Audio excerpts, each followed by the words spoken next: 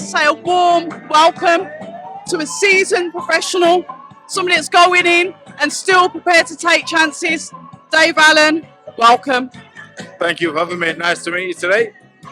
Even more better for meeting you, Dave. Somebody that never gives up on boxing, somebody that's still out there and helping other fighters. What does it mean to you to be getting back onto the main stage after being sort of like in the background for a little bit?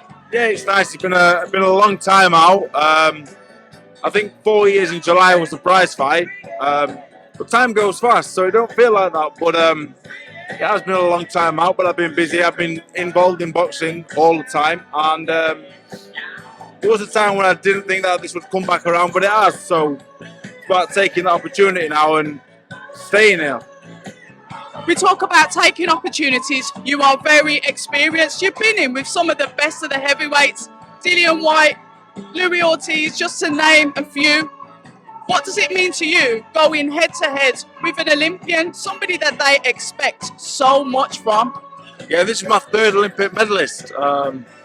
Tony Yoka, gold medalist, David Price, bronze medalist. So it's my third medalist. So I'm proud that I've been boxing at a good level now for many years. Frazer Clarke's a friend of mine. Like, I've known him since I was young, and I've always respected him massively as a boxer, as a bloke as well. So this is just business for me, you know. It always has been. So I'm glad I get to fight a fighter of his prestige and Olympic medalist. I'm proud of it. So I prepared credit. I think I'm a top class fighter on my day. So I don't perceive him to be a different level to me. You know, amateur boxing is not professional boxing. So we'll see what happens. I'm pretty confident. How's the training been going? Your fitness, because you're looking like you're in shape. Like I said, you look like you've gone back in age. But how's the training been going? Yeah, really good. I've been training since October 22. I had a kid, and I wanted to get in shape for the kid. So I started getting fit, and then started doing some boxing training. I got a fight in Malta. I won in the first round, and then I got offered the Wardley fight, and so I got in touch with Jamie Moore, and I said, look, the big fights look like they might be coming back, so can I come back to the gym? He said, of course. So did a bit of training with Jamie, then I went back to Roger Sampson in Sheffield, continued training there, and then when I got the call for the Clarke fight, finished off camp with Jamie. So I've been training consistently. I can fight 10 rounds without training, but it's the quality of the 10 rounds. So with the good camp I've had, hopefully we get a good 10 rounds, not just 10 rounds. When your name got called back in the mix, because it was sort of like rumours, nothing was really confirmed, that you was going to possibly challenge for the English title with Fabio Wardley. How did that come about, and what was it that stopped that from coming into fruition? Yeah, I meant to box Fabio, and then the British Boxing Board of Control said I've not been active enough, so I couldn't fight for the title. I could have boxed Fabio Wardley, and the plan was very close to happening for a different title, a WBC title, but it never came through. And then I'd pretty much given up on everything at that point. I thought, there's nothing happening, and I was talking to the missus, like, just getting a job and just leaving it, because I was happy with what I'd done at the time. And then the Clarke fight came up, and it was like Christmas, really. So a hard fight, but still winnable on a big stage. So yeah, I'm very grateful for the opportunity from Frazer, from everyone here. So yeah. Something that you touched on there is kind of like a to and fro, like a break up to make up relationship that you've got with boxing. Dave, how do you stay in it mentally? Because we've seen you in some tough fights. I remember seeing you stretch it out the ring. I've seen it. But you still just can't let go. Well, boxing is difficult. I think I'm different man to like 4 years ago and prior. So I've had my fair share of difficulties outside the ring. But now I'm a little older, I just take things in my stride. With boxing, I've had loads of upset. I've had loads of ups and downs, broken promises. And the old me couldn't handle them. I was up and down like a yo-yo, and like still different emotions in one. Because I was a kid, I was a big kid really, but now I'm a grown man, so I handle these things so much better. And the worst thing that can happen in boxing is losing, really, you know. And I've been there before. like with Frazer's got like amateur experience, but I've got like experience of I've had a bad round, I've lost a round, you know, I've been hurt, I've had all that stuff. He hasn't. So what's going to happen when I win a round on Saturday, when I win the first round? And he started worrying and thinking, because if he wins the first round, I'm not too bothered. I've got 9 left. So that's where the experience comes in. And I think that with my maturity now, I'm a man now. And I think that'll help my performance Saturday.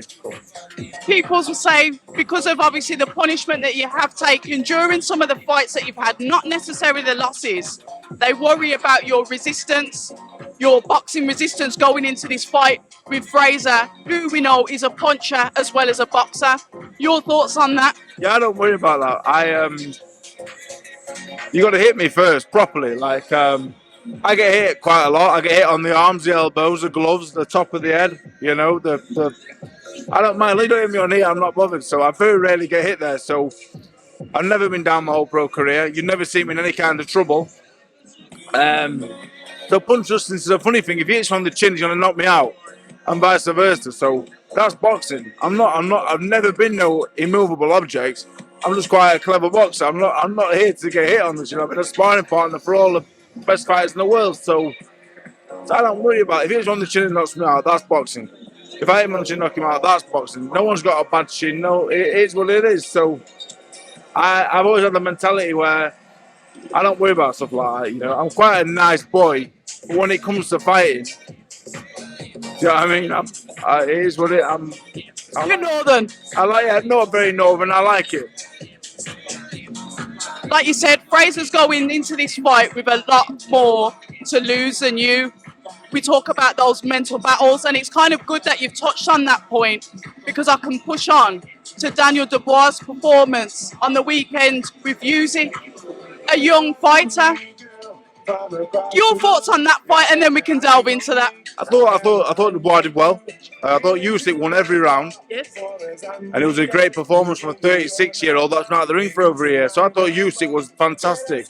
I think the low blow wasn't it? It's taken away from Usyk's great performance. And Dubois, I thought Dubois was good.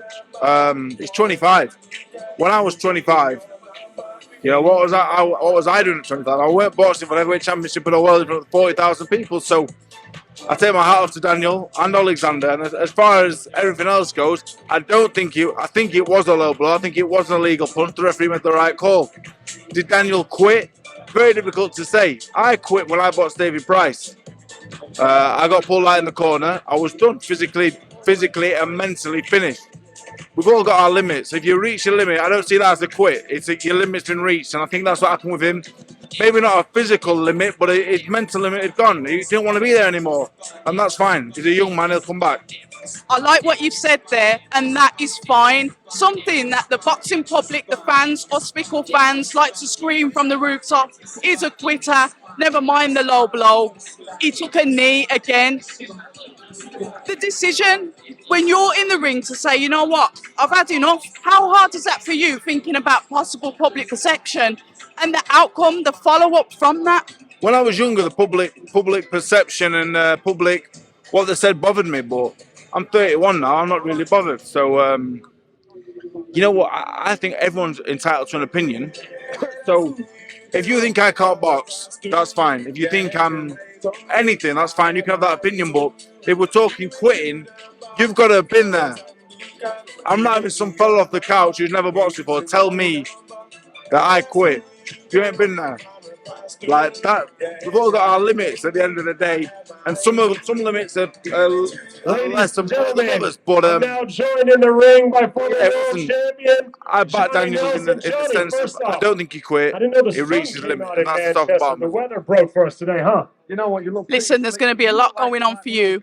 I'm excited to see you back. I believe this is a really good fight. I don't think it's a one-sided fight at all. I think we could possibly see a little bit of a war in there. But your words for the viewers, what can we expect from Dave Allen on Saturday night? I'm glad to be back. Would you agree? It's great to be. I didn't think this will happen again for me, so it's fantastic. To box Frazer Clarke for me is a bit of a blessing. You know, it's someone I've known for a very long time. I used to look up to him a hell of a lot. Still do. I still think he's a good bloke and a good fighter. So to fight as one of his stature for me is amazing. And yeah, I'm proud of myself getting back here. I'm thankful for everyone that's helped me to get back here. Whether you sponsored me 3 years ago, whether you sponsor me now, whether you train me now like Jamie, or whether you trained me a few years ago, whether you any part of it, I'm grateful to all of you. I'll be here all day. Thank you. But I'm just glad to be back on Saturday. I don't know. We'll see whatever Frazer Clarke wants to do. I believe I've got the answer for. I think I'll surprise a lot of people Saturday. Win, lose or draw, I'm here to entertain. It's an entertainment game. And if you entertain, I found you keep getting chances. That's what it's all about. And the final prediction from you, the headline, Smith Eubank Jr. go at it again. How do you think that turns out? I think Smith wins on points. I think he's just all around the better fighter. Eubank's a great athlete, but he still hasn't got the fundamentals. But he's still a better fighter than me, so I'm not talking bad about him. So I hope I don't see him. You make me laugh. Listen, it's been an absolute pleasure. All the best. I look forward to seeing your public workout, but more so seeing you back in the ring on Saturday night, Dave Allen. It's been an absolute pleasure. Thank you very much. Hi, and thank you for watching October Red Boxing. Like, subscribe, and tap the bell for notifications. You can also find us on Instagram at October Red Boxing and on Twitter, October Red UK. And remember, at October Red, we stay ready.